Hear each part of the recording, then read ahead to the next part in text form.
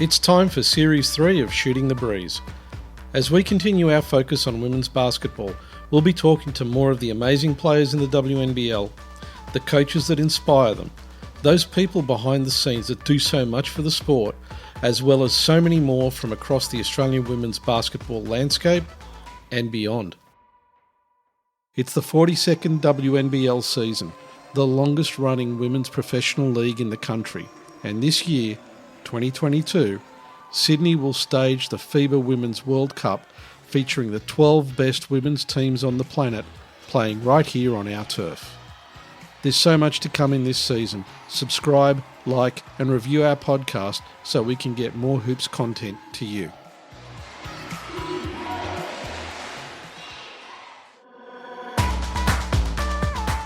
We want to welcome on board the Island Pacific Soap Company as our first commercial partner.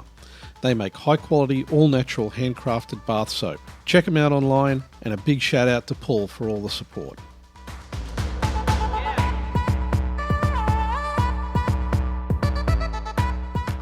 It's our eponymous episode, where we're literally shooting the breeze on what's happening in women's hoops. And there's a lot. First up, some big improvements in communications from the WNBL, including pre-season and season dates, engagement stats, and free agency trackers that point to a big season ahead, as well as a lot of big ownership movements that we hope pay long-term dividends for growth in our sport. We're talking free agency updates as well.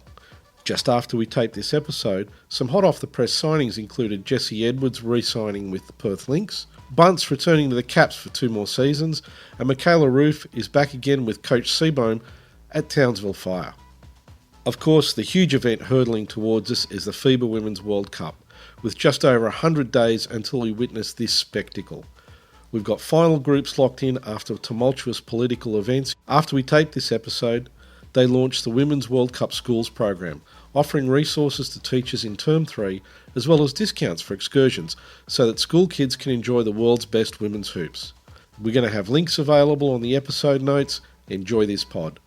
Welcome to Shooting the Breeze. Joining me today, it's my co-host Jacinta Govind. Jacinta, how you doing? Yeah, not too bad, thanks, Paul. How are you going? Yeah, not too bad. It's been an interesting week. There's been a whole lot of stuff going on, both here in Australia and overseas. So let's get into some of this stuff because I think it's really interesting. There's a lot of information coming out of the WNBL, which is great to see. First of all, they released the key dates and the structure for the upcoming season very early, which was fantastic. And even though things have gone quiet, last week or so, information about free agency has been rolling out as well. So let's start off talking about that. How did you feel the fact that they've released the key dates so early? Well, without sounding too pessimistic or cynical, I saw the rollout of the dates, key dates and structure, and I thought, it's not April Fool's Day, is it? It's June. Because I was like, it was just such a surprise that I was like, is this like for real?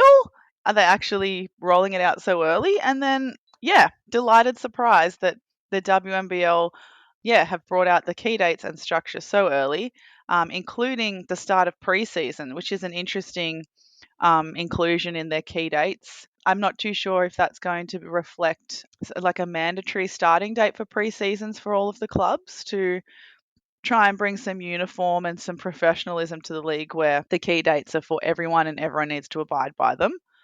I actually hope it is. I hope it is too, yeah. So I was really happy that it came out, really surprised.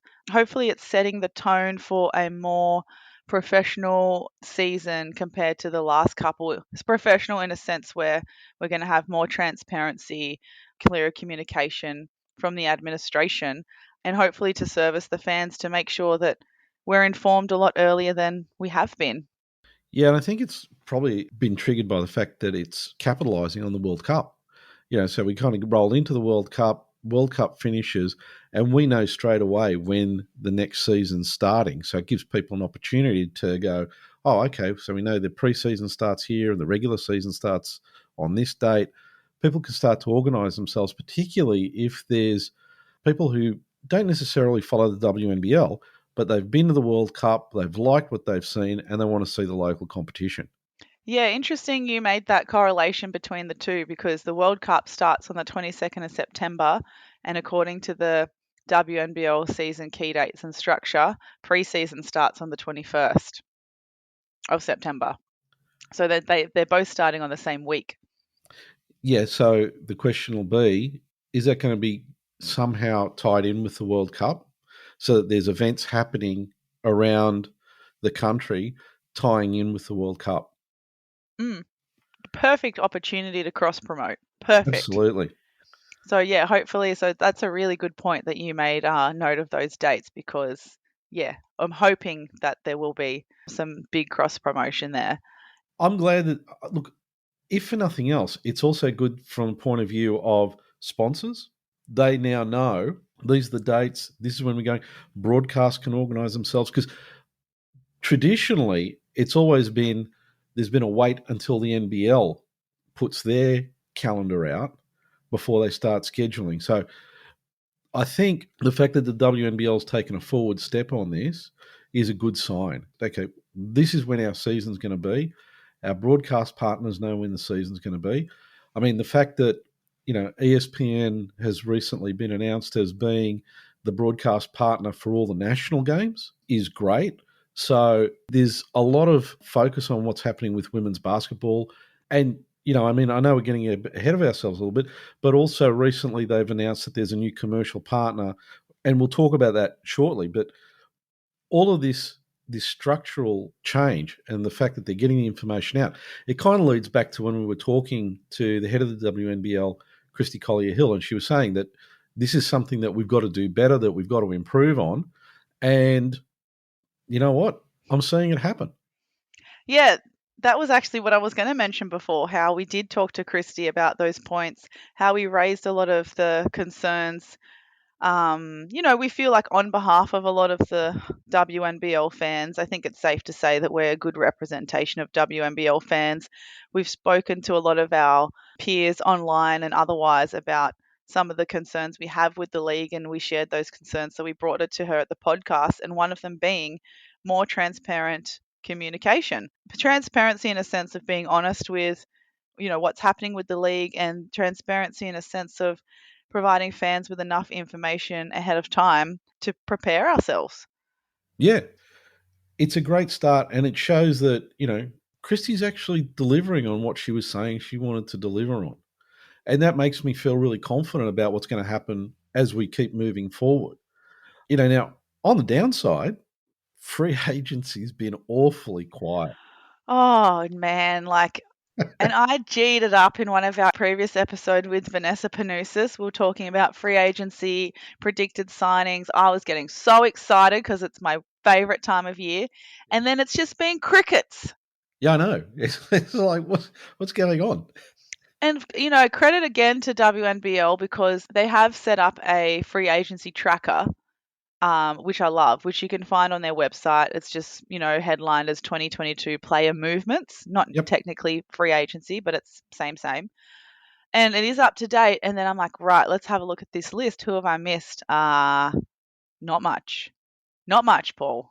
Yeah, I know. I know. Look, you almost get the feeling that everybody's agent has taken a holiday.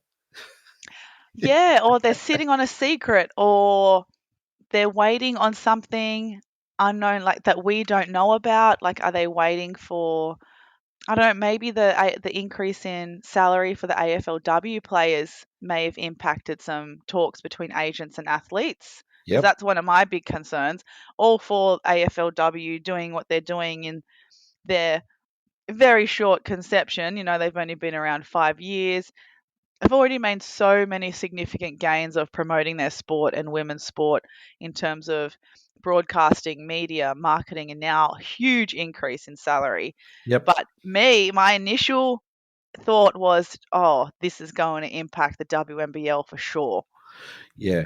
Yeah. I mean, look, there are players that we've lost to AFLW. There are players who are playing both. And, they're going to start questioning which way they want to jump based off the increase in the salary.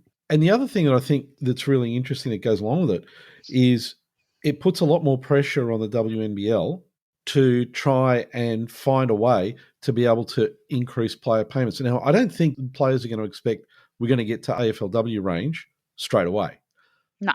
But if they can see that there's positive steps in that direction, then I think that's a good thing because, and as we've said this before, the one thing that basketball provides that AFLW doesn't is the ability to have national representation at tournaments like the World Cup, like the Olympics. So that will factor into some people's decisions so long as they can see that those player payments are moving in the right direction. Because let's face it, they've got a short period of time to be able to earn as athletes. Yeah, and that's a really good point. The pathways that basketball provide are very different to AFLW, but I was speaking to a current WNBL athlete online about this same situation, and their concerns is that they're at a point of their career where they've been playing for a while. It's pretty evident that they're not considered for that pathway through basketball of being in an emerging Opal squad or an Opal squad. Like WNBL is probably their ceiling for their career right now. Right. And they're at the point in their career where they've played for a while. Playing for Australia doesn't look like it's going to be an option for them. So they're like, well, do I just go and change codes and make some extra money while my body is still capable of performing? And look, that's a fair question. I Mm, mean, and we talked about this in the last episode. The number of potential opals that, you know, came to the fore just from the Japan Australia series, there's a lot of players waiting in the wings. So for some players who are, in the WNBL and may not make national roster, that's a fair question. Do they jump to AFLW? And that's why I think it's really critical for the WNBL to be able to try and get more commercial sponsors on board, because once you've got a few on board, others will follow. Then hopefully that will assist teams to have enough financial stability so that when the league does say, okay, we've got to raise the player payments to keep players in the league, that it's not going to put teams under stress. yeah, totally. That's the other thing, the other risk. We don't want to expand too early or, yeah, provide a too high a player salary too early. That's going to be unsustainable. And we see collapses of clubs. How many WNBL clubs in its 40-year history have come and gone Actually, very, very quickly? you know what? I was looking at that number a while back, and I'm trusting my memory here, but I think there was something like there's like 18 teams that have appeared in the league and disappeared over that period of time. Yeah, and I think there would be some clubs who started the WNBL 40 years ago, like Nunawading, and then perhaps either amalgamated with other clubs to perhaps form bigger clubs, or then there was Dandenong that kind of stood for a long time and rebranded. But the clubs that for me that come to mind in recent history is like Christchurch and Logan. Yeah, And Brisbane. Brisbane used to have a WNBL team once upon a time as well. Southeast Queensland. Oh, the SEQ Stars, didn't they have one whole season? Yeah, Yep. and it's that financial stability that the league's got to assist the teams with, and I think they're taking all the right steps. Mm, And again, there's been information that came out about the growth of audience engagement. So, increase in digital broadcast, highest ever finals audience, media. I mean, the number I've seen is a 500% increase in articles. Now that's a good thing, but the truth is the base that it started off from was pretty low. So 500% looks good. It needs to continue. mm, And I think the other thing is there's a real need to have a solid engagement with new media. mm. Not just the News Corps of the world, because it's new media that's going to be able to get out to other audiences. Because the big media players really, if the eyeballs aren't there, they're not going to keep up the attention. And the advantages we have as new media, which I really love and appreciate, is that we have full creative control of the content that we produce, on what we focus on what we share with other fans of the WNBL and Australian women's basketball, where, when you get into your more corporate and more formal forms of media, there always seems to be there or not seems to be, but there always is an ulterior motive to what they're writing and why they're writing it, and it's all backed by sponsors and stuff, which is a whole other conversation. But I mean, the freedom and flexibility that comes with new media is something that I hope the fans appreciate and find a little bit more accessible or refreshing. Like you said, the mainstream media, I mean, let's not, I mean, it's great that they are engaging with the WNBL and women's basketball, but is it going to be sustained? Or if something else comes up, or if another women's sport is making more inroads, are they going to shift? And hopefully they don't. But, I mean, look, 500%, that's a great increase. We want to see this sort of increase in engagement continue year on year, because that's a sign that we're attracting more people. As soon as we start seeing plateaus, that's kind of like, okay, the audience has gotten to a point and they've stopped. What do we do next? Yeah, that's right. I don't think we can answer that just yet, though, can we? We just have to sit and wait and watch. Well, we can always take a stab at it. you know, But the other cool thing is that, talking about transparency and all these new plans coming up for the WNBL, the key dates coming out, free agency trackers up, the growth in digital audience and broadcast and things like that.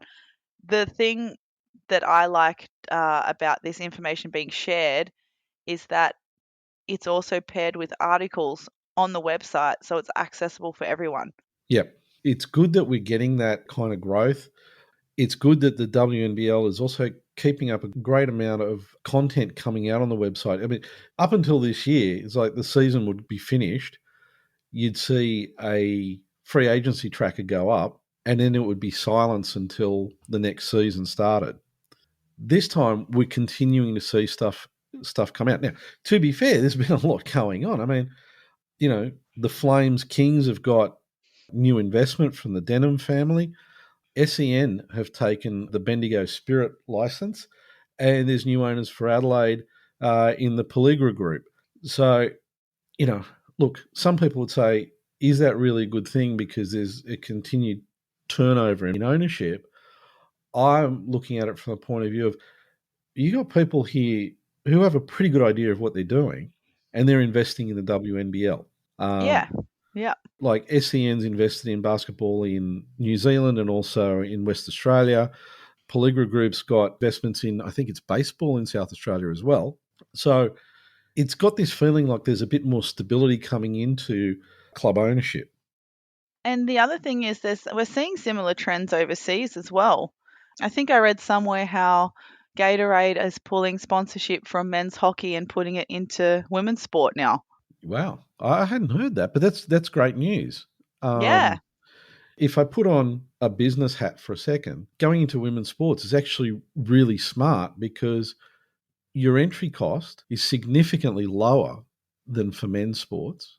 Yet, as we know from when we talked to True North Research, the engagement that women's teams get and the loyalty from fans is significantly higher than it is for men's sports. And that is actually, in terms of return on investment for dollars spent on in women's sports, makes it a far more attractive proposition from a commercial point of view.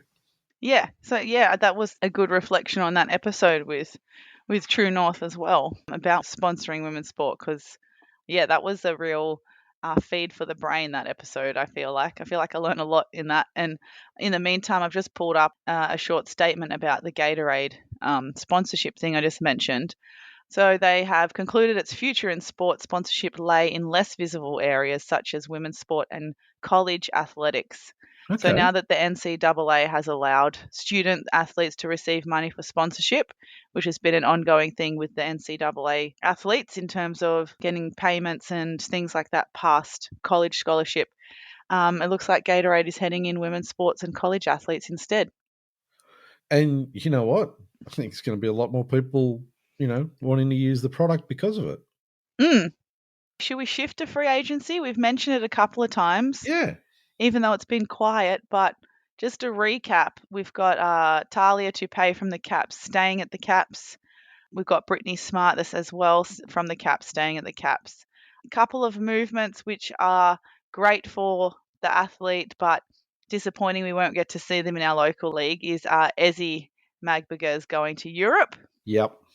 which is great. I think it's Ezzy's someone who I admire as a player, but it's her maturity in terms of decision making with her career that I really admire the most. She's someone who's obviously, an emerging talent, identified as a future opal at a young age. I feel like she hasn't rushed her career. She's still young. Like, I still I forget that know. she's only like 21, right?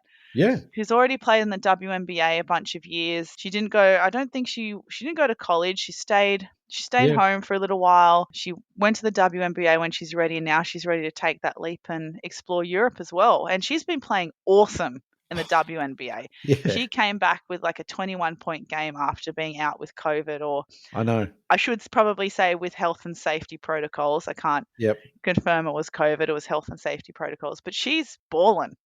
Oh, absolutely. I mean, the numbers she's been posting all season, it's almost like she's gone from the WNBL, gone to the WNBA, ratcheted up the game by 100%. And the numbers she's putting in are just fantastic. The way she's been playing, and, it's a supremely tough league. And in some of the games that she's been in, she's just been playing with a lot of maturity. Some of the highlight clips I've seen, you just look at the way she's playing and this is somebody who's really thinking about how they get. She's developed that basketball IQ that normally comes after a few more years. She's developed it a lot earlier. She's going to be a really dangerous player for a lot of years to come. Yeah, yeah, for sure. Like she's been around and she's been so important and dominant already in our Opals program and especially in the WNBL. So you forget that she's still only 21. But with her, Lindsay Allen, also from the championship winning Melbourne Boomers, Yep. and I think finals MVP, she's also going to be playing in Europe. So soon after Lindsay Allen left our shores to go back to the WNBA, she went back into camp with Indiana Fever, but was unfortunately waived. So she wasn't suiting up for WNBA, but she will be playing in Europe instead of coming back to the WNBL. Then Sydney have been both, hoops capital, Flames and Kings have wasted no time re-signing a lot of their players That's in both true. camps. Yep. And for Sydney Flames, Shyla and Kira Rowe were already contracted, and they very quickly re-signed Keely Froling and Kilani Purcell. So in the Yep. meantime, though, they've added Emma Clark from Perth Lynx. Yep. She's going to be making the trip over to the East Coast. And also Tiana Magnakaya, who was playing, for Syracuse in college. Then she was playing, I think she played NBL 1 North for a short time last season before going to play for Dynamo Moscow in Russia and having Yep. to come home very quickly after that, considering the political circumstances. But Yes. yeah, she's signed to Sydney Uni Flames too. Yeah, there's been a lot of movement here for Sydney. It'll be interesting to see how they kind of fill in for some of the other players. We've said it before, there's a few players we're just curious to know whether they're going to come back or whether they're going to other teams. But Sydney's been rebuilding a lot. And I think they got a vision. I'd have to guess and say that their vision would ideally involve picking up both championships in the 1 year. Yeah. Yeah, Imagine if that happened. That would be huge. Absolutely. And I'm sure it's something that they've got an eye on. I wouldn't doubt that at all. Yeah, and I imagine the Flames are going to be really interesting because they still have the core of, Heel, Froling, Purcell, Rowe, and now adding, Tiana and Emma Clark is great additions. They still definitely need a proper centre, so I'm guessing they'll Yeah. sign an import for their centre. When I say proper, I mean a dominant five Yeah. man. But yeah, then we've got people like, we've talked about Funda Nakasoglu before. Where's she going to end up? There was some hypothesizing online that she might go to a team like Melbourne Boomers. Yep. Wouldn't mind seeing her Melbourne Boomers. I think she's originally Victorian anyway, so She is. she might want to go back home for a little bit. Yep. But yeah, we're also hypothesizing online CG23, Kelsey Griffin, following Coach Kennedy to Bendigo. That would be an interesting move. It Mm, really would. back to Bendigo, where it all Yeah. started. Yeah. And the other thing is, this is where everything that's been moving around in relationship to new owners and all the coaching changes. I actually think a lot of what's slowed down free agency is everybody was waiting to see how everything was going to wash out. And the coaches are looking at who have I still got contracted in for this season and how do I build the team that I want around what I've got to work with. And the other thing we've got to think about as well is that there's a whole bunch of really quality college players who have just graduated and are back home. So you've got Mila Goodchild, who spent, Yep. 3-4 years at Duke. She's playing NBL 1 at the moment for Mackay in NBL 1 North. Yep. She was actually just part of the 3x3 Australian squad getting prepared for the Birmingham Com Games. Yeah, that's Um, true. we've also got Chloe Bibby back home. So she had a stint with the Dallas Wings very recently after she graduated from Maryland. Mm. And she signed to Kilsyth. So you'd be silly not to go and chase them as contracted players. Yeah, that's the whole point. There's a whole lot of depth that's coming back into the country from the college system. We've also got coaches who are going to be bringing a different point of view to things. And so it's like a great big chess game at the moment. Mm, But you can't see how it's all gonna play out. mm. Um, a lot of changes happening with the coaches. One of the big ones is with Chris going to Melbourne. What's going to happen with, because he seems to get a lot of loyalty from players. How many players are going to follow him to Melbourne? Yeah. And considering Melbourne have already got the likes of Tess Madgen and Kayla George and Panina Davidson already contracted, it would be pretty attractive if you are a player who likes Chris Lucas as a coach and you're going in to play with two Opals Yeah, and a New Zealand national player. That's pretty attractive to go follow him. yeah, and they're coming off the back of a championship, so Yeah, they've of got a course. core. So it's and obviously Melbourne's got a good system going there. Yeah, definitely. But actually, you know what I've just realised? Based on the player tracker on the WNBL website, they've missed the most exciting signing for me was Amy Atwell signing with Perth. Hasn't that up yet? No, Okay, that is like, I mean, I'm not sure if it counts as free agency but I mean, they've included Tiana, so surely they can include Amy Atwell coming to Perth. Like, that's mega. That is like, she's had an incredible college career. he She's has. worked her way up to now playing in the WNBA, maintained a contract so far with LA Sparks, and she's now coming home playing for the Perth Lynx. That's such a big signing for Perth. Huge. It's you got to say that Perth is starting to look pretty strong for next season. They were strong for this season. They've kept Ryan Petrick as head coach, so there's a level of stability in Perth that isn't really at all the other teams. So I reckon Perth's got a real good chance. Um, Yeah. And if they're able to get at least one of their imports back, yeah, and I wouldn't that'd be be very surprised. handy. Yeah, I wouldn't be surprised if they managed to get one of their imports back. Now, let's kind of move to overseas, Hmm. and it kind of impacts us here, and that is Nigeria. They're out. They're out of the World Cup. Ah, yeah. Wasn't that a bit of a shock? Yeah, it was a huge shock, and it's because of politics. It's not because of the players or the team or anything there. It's just internal politics, and they've been replaced by Mali. Yes, pretty sure FIBA released the revised pools for the FIBA Women's World Cup in September now that Mali have been added to Group Yep. B, which is the same pool as Australia, and Puerto Rico has been added to Pool A, which is to replace Russia. They should be the final standings for the World Cup, right? Yeah, you got to hope that it's not nothing else is going to change, but for me, and this is the thing that I felt was really disappointing, is what happened to Nigeria is just completely out of the players' control. Look, all power to Mali, but I would have really liked to have seen Nigeria play in this competition. Now, it's looking like they're going to be out of international competition for at least 2 years. With the threat And of a longer ban from FIBA. that's right. And you got to say, when you're talking about the people who are managing basketball or responsible for basketball in Nigeria, what's wrong with you people?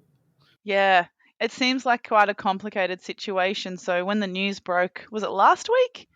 I'm going Yeah, to it say was last last week week. when the news broke about Nigeria, obviously we're having to withdraw from the Women's World Cup, but the Men's World Cup is also in the process of qualifying tournaments and stuff this year for next year. But it also means that the Nigerian men's team is out of contention to qualify for the Men's World Cup next year as well, with this 2-year kind of withdrawal or ban, so to speak. But yeah, we encourage some of our friends and fans who have heard the news to try and do a little bit more digging online, because the complexity of this issue runs a little bit deeper. And there was a Twitter space hosted over the weekend with some of the local, I guess, broadcasters and media personalities who cover Yep. Nigerian basketball, and perhaps some people in their administration over there about it. And they're not happy, understandably. No, and look, every right. And just from what I've been able to see across social media, the fans of the team, the national teams, are furious because they can see it's just this has got something to do with people who obviously don't really have the best interests of the sport in mind. Yeah, and I think in a nutshell, it came down to there seems to be two conflicting federations in Nigeria that are governing basketball to some extent, or at least having some conflict to governing basketball in some extent. So, sounds like the Federation of Sport and FIBA are at loggerheads with organising the sport. And interestingly, one of our good friends of the podcast gave us a little bit of intel about Nigeria's basketball situation, and they actually haven't had any local games for 4 years. So they're not even in the BAL, like the Basketball African League. COVID obviously impacted having no local games for 4 years as well. And a lot of the players playing for the international teams are American Nigerians. So there's a real disconnect between their pathways, it sounds like, from local leagues, local professional leagues, into their international teams. But it sounds like everything's just kind of been wiped away. That's crazy because there's been a lot of great players coming out of Africa, playing in Europe, playing in Australia, playing in the US. So if what they're doing is strangling the ability of up and coming players to come through, they're just bringing in people from, like you said, from the US, American Nigerians back to play. What the Federation is basically saying to Nigerians is, we're not interested in having you play for your country. Actually, we're not even interested in having you play. Yeah, which would be, I mean, I can't imagine how a lot of those professional local players would feel not being able to play for so long locally and then having a pathway taken away from you, or basically being said it's not available to you. Sorry. Thanks for all your hard work on a local level, but it's not for you. Yeah, it's crazy. And, there's skilled players, right? Mm, You don't get to be in the Women's World Cup because you don't have high caliber players. You got there, you're qualified to get there, your players are world class. And I've got to assume that for the men's team, they've got to be up there. So, what? Yeah, it's yeah. kind of frustrating. And the other thing is that, yeah, they, like I mentioned before, even though it's a proposed 2 years, they do risk being banned or withdrawn from international basketball for longer. Apparently, FIBA has issued that warning to Nigeria and their Federation of Sport. So hopefully things can be sorted out sooner rather than later. Yeah. I suppose the other thing that I wanted to just touch on is what do you think we're going to be able to see happening in the run up to the World Cup? The one thing that I haven't really been able to dig up too much, and I'm hoping maybe you've heard something through the grapevine, is what other events are being planned, or have you heard of any events being planned to try and, beef up the awareness of the Women's World Cup as we get closer to it? I wish I had something to share, but at this point I don't, unfortunately. So we had the FIBA party a couple of weeks ago in Sydney, where the greats like Lauren Jackson and Michelle Timms and Shirley Gorman attended, and some of our current Opals attended as well. And that party was held just a couple of days before the friendly games against Japan. And then obviously we had Basketball New South Wales co-facilitated some of the talks as well about women's sport and keeping girls in basketball before a couple of those Opals games that we had in Sydney. Um, to be honest, I haven't heard anything else just yet. Hmm. Okay. Well, we're going to have to ask a few questions because, we're getting close to the 100 days. And, any time now, it'd be a great time to start promoting what other support events are happening around the Women's World Cup, and also to try and drum up support for the Women's World Cup as it moves forward. And even typically maybe people are only told about this with too short notice, but your media passes, your official photographers. I know a couple of people who have applied for media passes and photography passes and stuff like that who are kind of like, oh, I need to get the time off work. I need to put in my annual leave. I need to save money if I need to travel, how long I'm going for, etc. So even things like that, I'm hoping will be released pretty soon. Yeah, because people do need to organise time. And let's face it, a large majority of the people that cover women's basketball, particularly here in Australia, don't do it full time. No. So they've got to that's right. organise time off work. They've got to be able to travel to Sydney. They've got to find accommodation in Sydney. And it's during school holidays, which is great for the comp, but difficult for planning. Yeah, and it also means that accommodation is going to be more expensive. Mm. So, there's a lot of things that need to be organised, and hopefully, this will start to fall into place sooner rather than later. And we probably should, reach out to the local organising committee to see, what's actually happening with that. Yeah, definitely. And they know we're always up to helping them out with promoting or anything really, just getting the word out there. Yeah, absolutely. Okay, well, this has been a kind of a bit of a mishmash episode of a lot of different topics, but I think it's stuff that we really needed to talk about, and just being able to put them all together in one show is good because there are a lot of short discussions. As always, it's great to have you on the show with me, talking hoops. Yeah, can't wait to talk to you next week, and we'll get into some other interesting subjects. For sure. And it sounds like we've got some pretty good content in the works, so we do. We don't want to give away too much already. We want to keep people on their toes a little bit. Yeah, absolutely. Jacinta, as always, look forward to speaking to you soon. Likewise. Thanks, Paul. Shooting the Breeze can be found on Apple Podcasts, Google Podcast, Spotify, and iHeartRadio. Don't forget to subscribe and share the podcast with all your friends.